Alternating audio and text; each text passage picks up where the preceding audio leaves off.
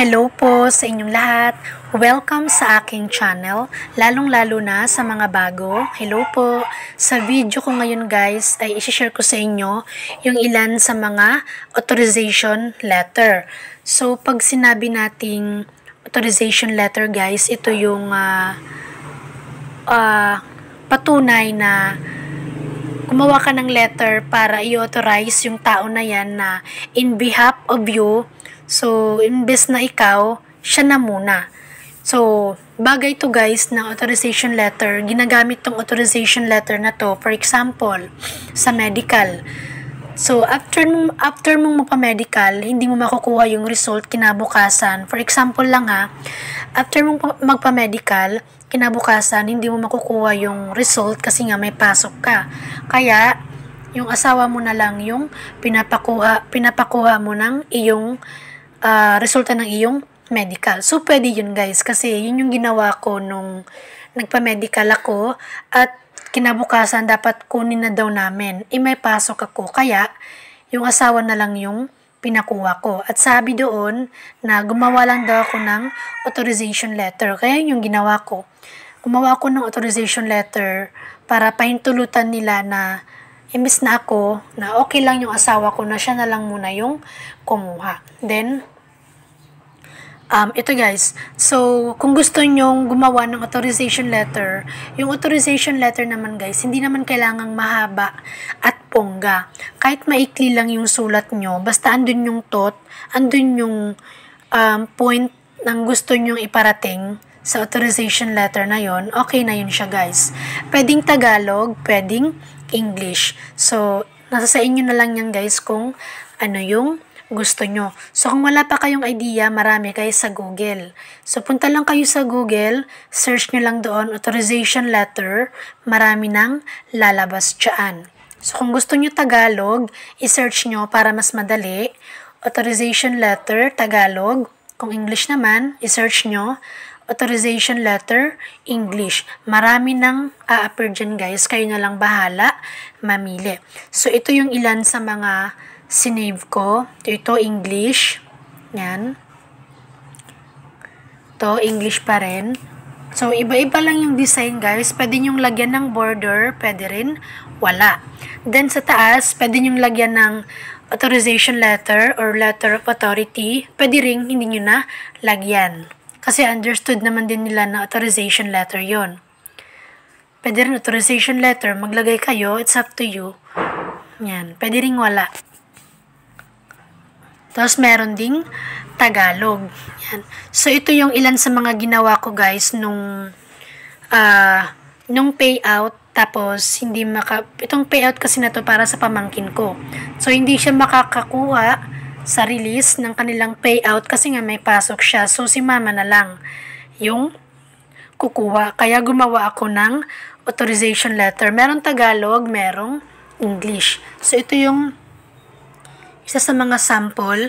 Pag gagawa kayo ng authorization guys, authorization letter, maglagay kayo ng date. Date kung kailan, bawa, kukuha kayo ng medical. Kung kailan kukuha ng medical, yun yung date na ilagay nyo. Bawa, March 8, kayo kukuha ng medical result. March 8 yung date na ilagay nyo. Then, lagyan nyo lang dito, to whom it may concern. Ayan. Then, simple lang yung ginawa ko. Sabi ko lang dito, this letter is made to authorize, tapos yung name ng taong, kumbaga, inuutusan mo na siya na yung magkuha or pumunta doon. So, yung name niya yung ilagay niya dito. For example, this letter is made to authorize Juan de la Cruz to get my cash assistance this coming payout day. For the reason that I can come because we have class on that day. So, sabi niya dito, ang letter na ito ay pinahintulutan ko si Juan de la Cruz na siyang kumuha ng aking cash assistance sa araw na ito ng payout. Sa kadahilanan nga na hindi ako makakapunta kasi nga may klase kami ngayon. So, simple lang yung sinabi ko. Then, thank you for your consideration. Then, regards, yung ikaw mismo yung ilagay mo dito yung iyong complete name at yung iyong pirma. Patunay na ikaw yung gumawa yan. Ikaw talaga yung nag-authorize para maiwasan yung pandaraya. Ito naman yung isa, nilagyan ko lang ng letter of authorization. Ibang style naman siya, yan o. Magkaiba lang. So, pwede nyo itong i-screenshot guys para meron kayong idea. Pwede nyo itong pagkuhanan ng idea guys. Pwede nyo hindi gayahin lahat. Pwedeng kumuha kayo ng idea sa isa at idea rin sa isa at pagsamahin nyo. Then, ito naman yung Tagalog. So, ganun din naman yung sinabi ko. Tagalog lang siya. Yan.